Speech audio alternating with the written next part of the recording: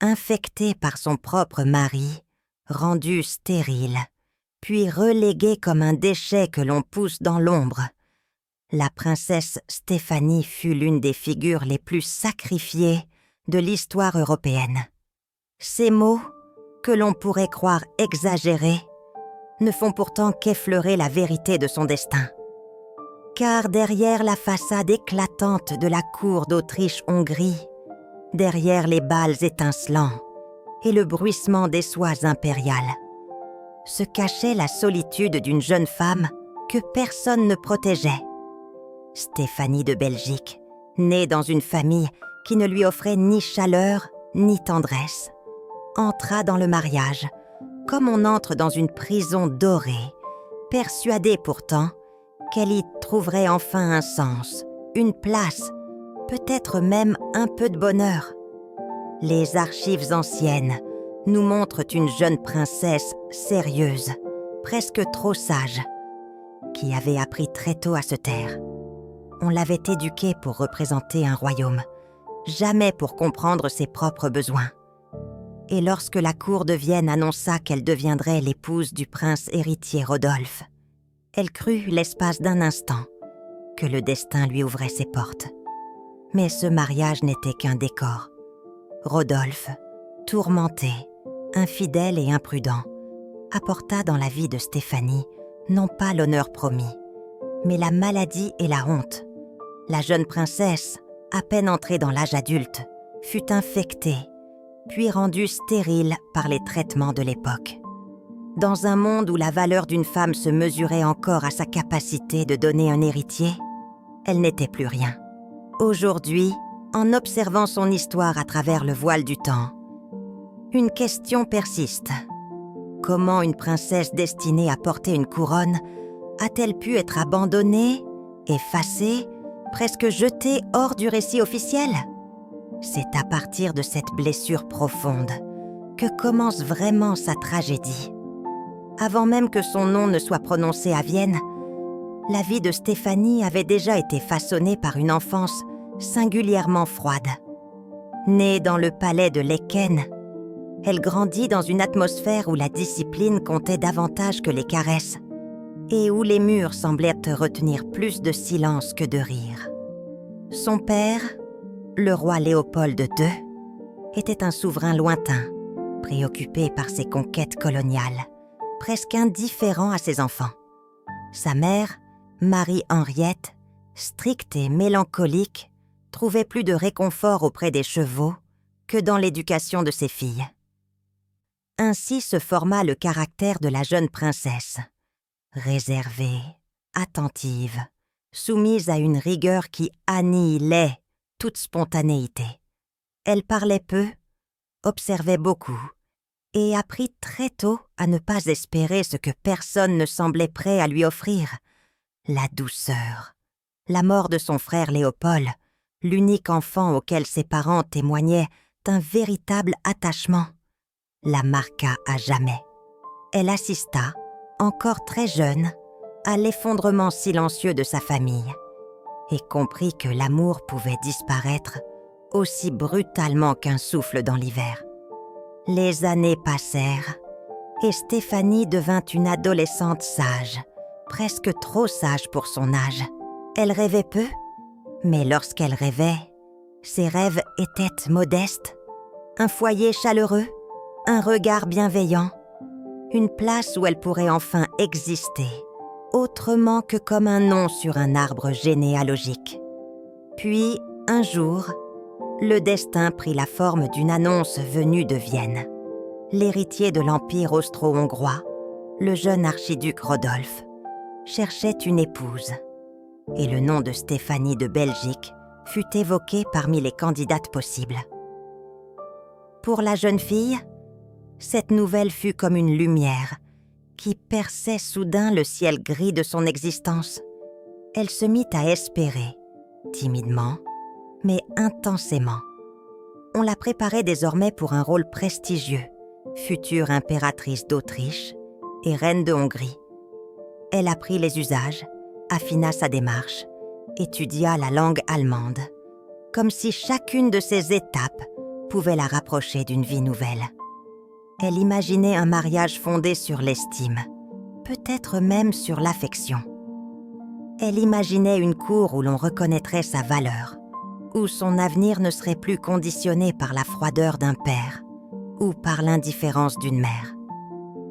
Dans ses pensées les plus secrètes, Stéphanie croyait que ce choix du destin était une forme de réparation, que la vie, après l'avoir privée de tant de choses, allait enfin lui offrir un horizon doux. Elle se disait que Vienne pourrait être ce foyer qu'elle n'avait jamais connu, un foyer où l'amour et la chaleur lui seraient enfin accessibles.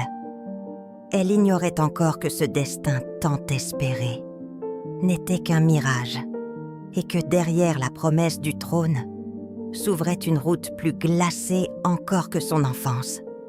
Le jour où Stéphanie rencontra enfin l'archiduc Rodolphe, elle se crut arrivée au seuil d'un nouveau chapitre de sa vie. On raconte qu'elle avait passé la matinée à se tenir droite devant un miroir, répétant les gestes de courtoisie que sa gouvernante lui avait inculqués. Dans son esprit, cet instant représentait davantage qu'une simple formalité. C'était la première pierre de l'avenir qu'elle avait longtemps rêvé, sans oser y croire. Lorsque Rodolphe fit son entrée, elle vit un jeune homme élancé, au regard vif, presque trop vif, comme animé d'une pensée qui ne se laissait jamais saisir totalement. Il se montra charmant, empressé, et la complimenta avec une chaleur inattendue. Pour une jeune fille qui n'avait connu que la distance glaciale de ses parents, ce simple élan de douceur fut troublant. Elle pensa qu'elle avait de la chance, que peut-être la vie s'ouvrait enfin. Mais déjà, derrière ce sourire séduisant, se cachait une tension qu'elle ne sut pas déceler. Rodolphe, fils d'un empire immense et prisonnier d'un avenir tout tracé, portait en lui une lourde mélancolie. Les années lui avaient appris à masquer ses tourments sous les bonnes manières. Stéphanie, elle, n'en voyait que l'apparence brillante. Les fiançailles furent célébrées rapidement, comme si le destin lui-même se hâtait de sceller cette union.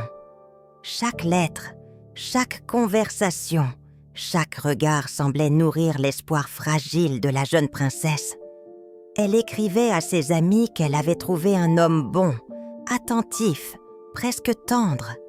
Elle ne savait pas encore que ces moments n'étaient que des instants suspendus, destinés à disparaître aussitôt que les portes du Hofburg se refermeraient sur derrière elle. À Vienne, tout la dépassa. La grandeur des salons, la rigueur des étiquettes, les regards scrutateurs des dames de cour. Chaque détail lui rappelait qu'elle n'était pas chez elle. Pourtant, elle gardait foi. Elle pensait que l'amour, ou du moins l'estime, finirait par grandir entre elle et Rodolphe. Elle voulait croire qu'un mariage pouvait réparer deux enfances brisées. Mais peu à peu, les premières ombres apparurent. Rodolphe était souvent absent, s'échappant dans des activités dont elle ne comprenait ni la nature ni les motivations. Il revenait le regard éteint, puis soudain animé d'une excitation étrange, comme si quelque chose en lui se débattait sans relâche.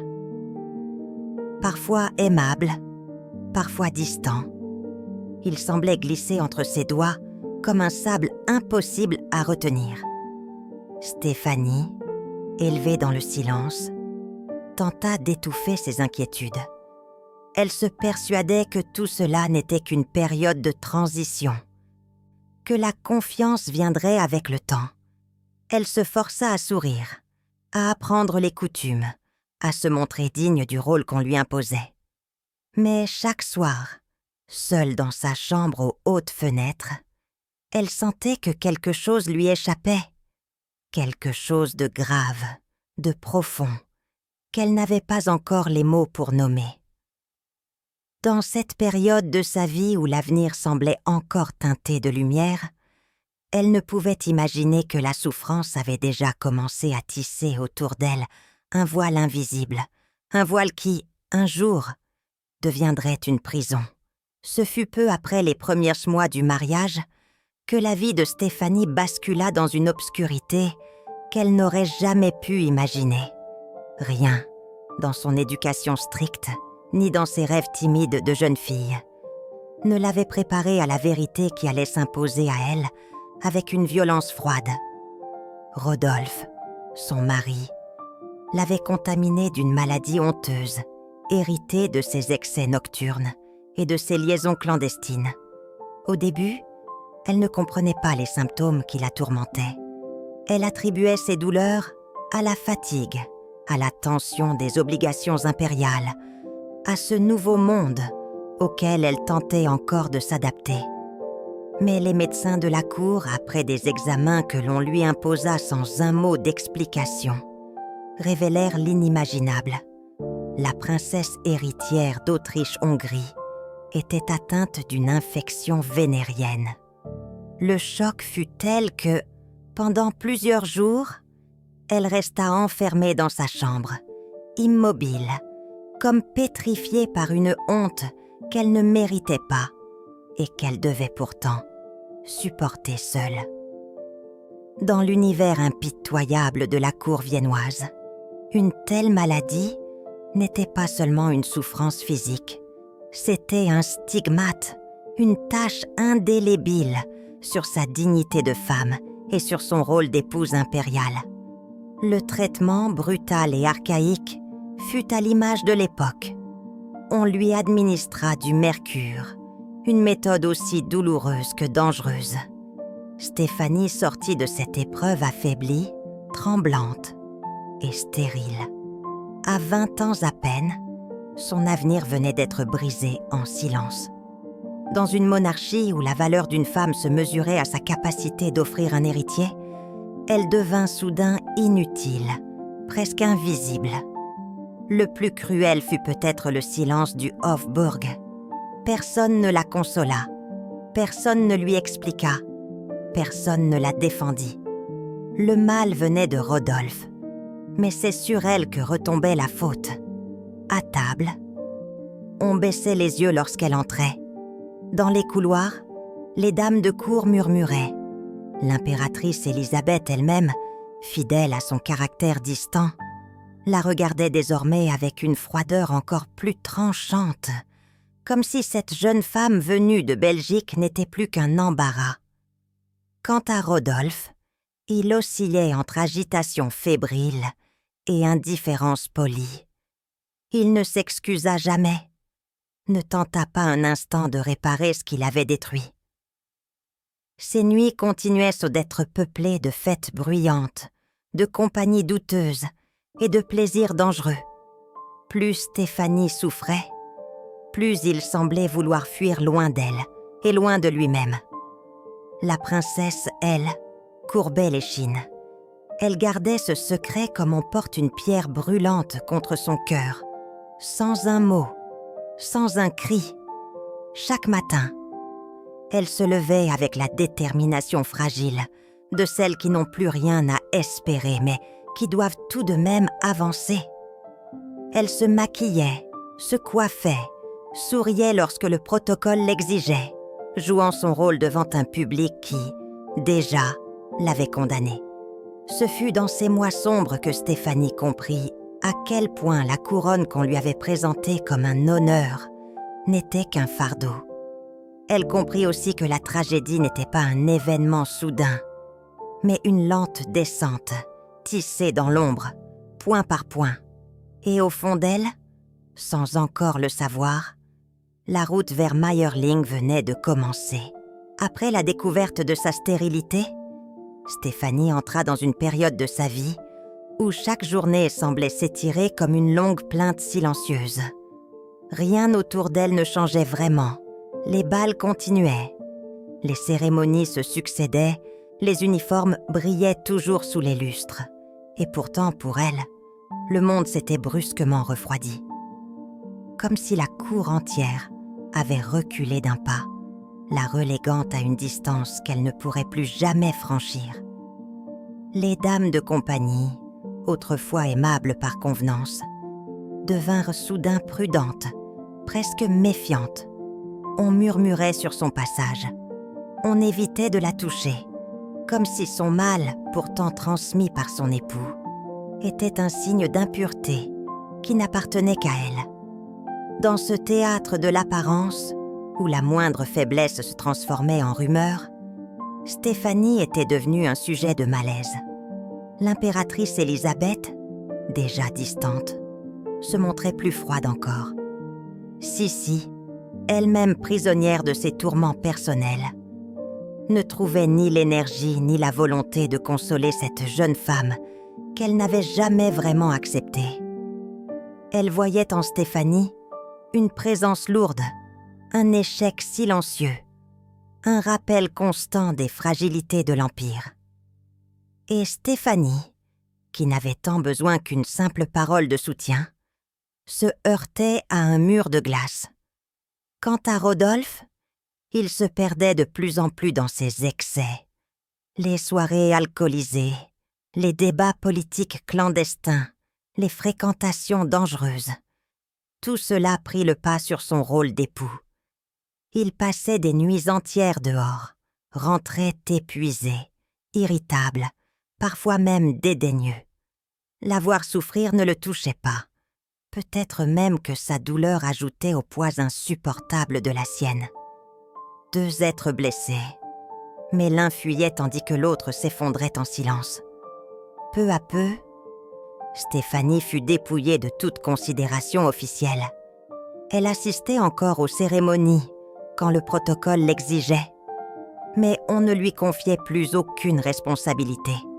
Là où la jeune princesse avait autrefois espéré devenir une figure centrale de la cour, elle n'était plus qu'un élément décoratif, une ombre glissant derrière les robes éclatantes et les uniformes dorés.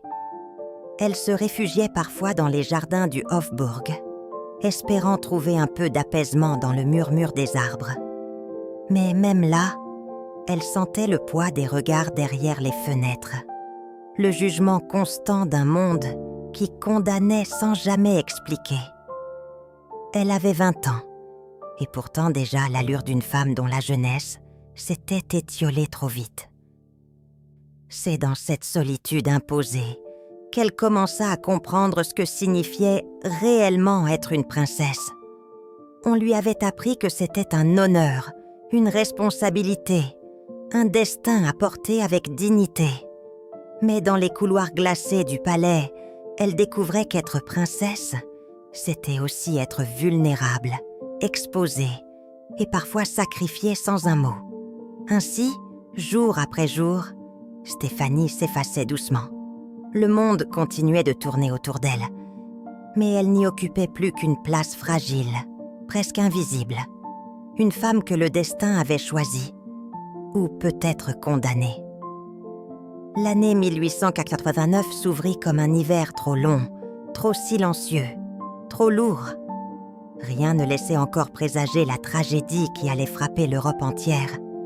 Mais Stéphanie sentait, dans l'air glacial du Hofburg, qu'un malheur se préparait. Depuis des mois, Rodolphe semblait glisser vers un abîme intérieur. Ses colères étaient plus brusques, ses silences plus profonds, ses nuits plus sombres. Il revenait souvent ivre, le regard perdu, comme s'il fuyait un ennemi invisible que personne ne parvenait à nommer.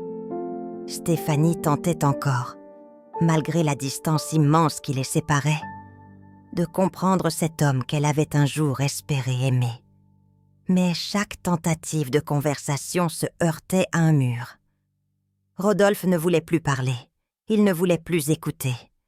Et un soir, dans un souffle presque imperceptible, il lui dit « Je n'ai plus de place dans ce monde ». Ces mots, elle ne les oublia jamais.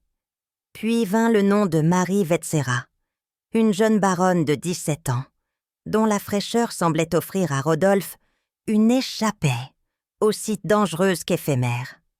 À la cour, on chuchotait. Stéphanie entendait, ignorait, souffrait.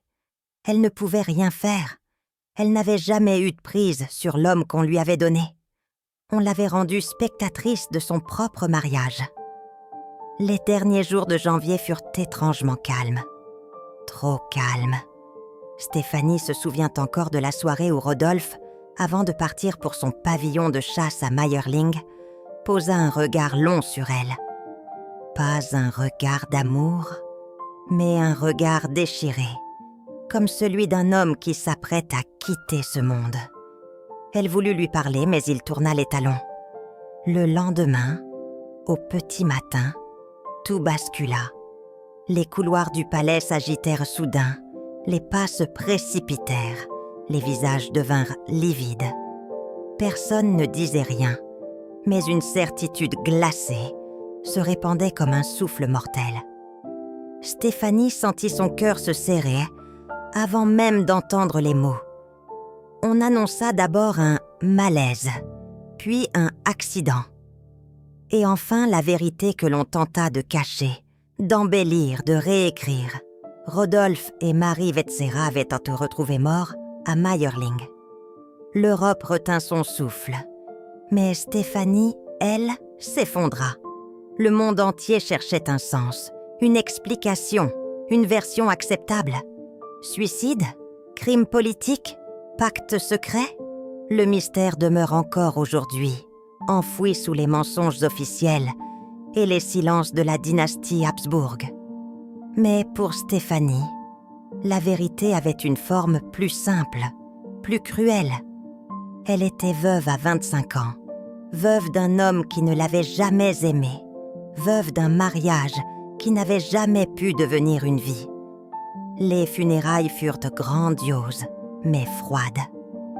On ne lui laissa aucune place, aucun rôle. Elle n'était plus l'épouse de l'héritier, seulement un vestige gênant d'une histoire que l'on voulait oublier. Le nom de Mayerling devint une blessure ouverte dans sa mémoire. Et dans le silence glacial des jours qui suivirent, Stéphanie comprit que cette tragédie ne mettait pas seulement fin à la vie de Rodolphe, elle mettait fin à la sienne. Après Mayerling, un long hiver s'abattit sur l'existence de Stéphanie. Non pas un hiver fait de neige et de vent, mais un hiver intérieur. Un froid que même le soleil du printemps ne pouvait dissiper. Elle avait à peine 25 ans, et déjà le monde semblait lui tourner le dos.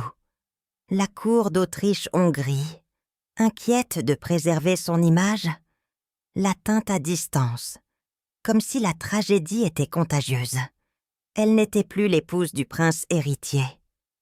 Seulement un rappel douloureux d'un échec princier que l'on voulait effacer des portraits officiels.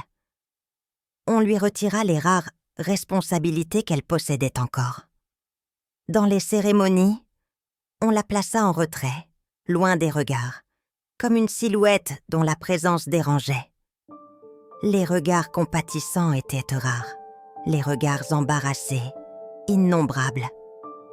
Et dans les couloirs que Rodolphe avait autrefois traversés avec une démarche nerveuse, elle n'entendait plus que l'écho de ses propres pas. Elle souhaita retourner en Belgique, retrouver un semblant de refuge auprès des siens.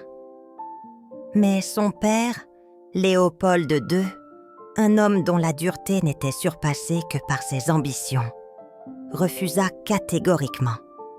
Il ne voulait pas la voir revenir, ne voulait pas que le scandale de Mayerling touche davantage à son image. Stéphanie comprit alors qu'elle ne pourrait compter sur personne, ni sur l'Autriche, ni sur la Belgique. Elle était seule, plus seule qu'elle ne l'avait jamais été. C'est dans cette solitude qu'entra dans sa vie le comte polonais Arthur Potocki. Il n'était pas un prince, n'était pas un héritier, n'était pas un homme promis à un trône, mais il était là, présent, discret, attentif. Pour la première fois, quelqu'un l'écouta sans jugement, sans protocole, sans arrière-pensée. Leur relation demeura secrète, fragile, mais elle fut une source de lumière dans une existence ravagée. Mais le destin, encore une fois, se montra cruel. Arthur tomba gravement malade, puis mourut, laissant Stéphanie brisée par un chagrin nouveau. Elle n'eut même pas le droit d'exprimer sa peine publiquement. Un amour silencieux devait disparaître en silence. Après cette perte, elle se consacra à sa fille, Élisabeth Marie. Mais leur relation se dégrada peu à peu. La jeune archiduchesse, élevée dans l'entourage fidèle à Rodolphe, se détacha de sa mère, comme si Stéphanie portait en elle l'ombre de Mayerling. Les lettres devinrent rares, les rencontres plus encore. Alors, pour survivre, Stéphanie apprit à voyager. Elle s'éloignait de Vienne, de la froideur du Hofburg, pour chercher un peu de répit dans les paysages étrangers. Elle se plongea dans les œuvres d'art, les conférences, les séjours en Europe centrale. Partout, elle restait une femme en exil intérieur, portant un nom que personne n'osait prononcer trop fort. Les années passaient, et avec elles, l'éclat de son titre s'effaçait. Ce que les chroniques appelaient autrefois « son Altesse impériale » n'était plus qu'une femme qui marchait seule, entre deux mondes, sans foyer véritable. Dans ses journaux, elle écrivit un jour « Je n'ai jamais été maîtresse de mon destin ».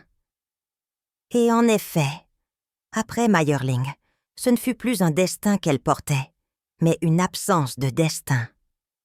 Les dernières années de Stéphanie furent celles d'une femme qui s'effaçait peu à peu du monde, comme une silhouette que la mémoire collective ne cherchait plus à retenir. Après avoir longtemps voyagé, elle s'installa finalement au château d'Orosvar, loin des splendeurs froides de Vienne. Là, avec son second mari, le comte Launay, elle trouva une paix fragile, presque timide, comme un murmure après tant de tempêtes. Ce mariage d'amour, aussi modeste qu'inattendu, fut sans doute la seule décision véritablement libre de son existence. Mais le temps, inexorable, continua son œuvre. L'Europe changeait, les empires tombaient, les guerres redessinaient les frontières, et Stéphanie, autrefois au centre de toutes les intrigues, n'était plus qu'une observatrice silencieuse. Sa fille s'éloigna définitivement d'elle, et les rares lettres qu'elles échangèrent devinrent froides, presque étrangères. C'était comme si le fil qui les reliait s'était usé, année après année. Lorsque la Seconde Guerre mondiale éclata, le château fut occupé. Stéphanie et son mari durent se retirer dans une aile isolée de la propriété, vivant dans une quasi-réclusion. Elle était âgée, fatiguée, mais étrangement résignée.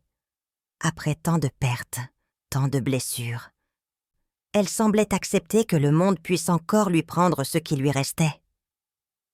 Elle s'éteignit le 23 août 1945, à l'âge de 81 ans, dans un silence profond, sans la présence de sa fille, sans famille, sans cortège funèbre. Son corps fut déposé dans une crypte modeste, sans couronne, sans hommage, comme si l'Europe avait oublié qu'elle avait un jour porté le titre d'impératrice en devenir. Ainsi se termina la vie de Stéphanie. Non dans le faste, mais dans une douceur triste, presque invisible, la fin discrète d'une femme que le destin n'avait jamais vraiment laissé choisir.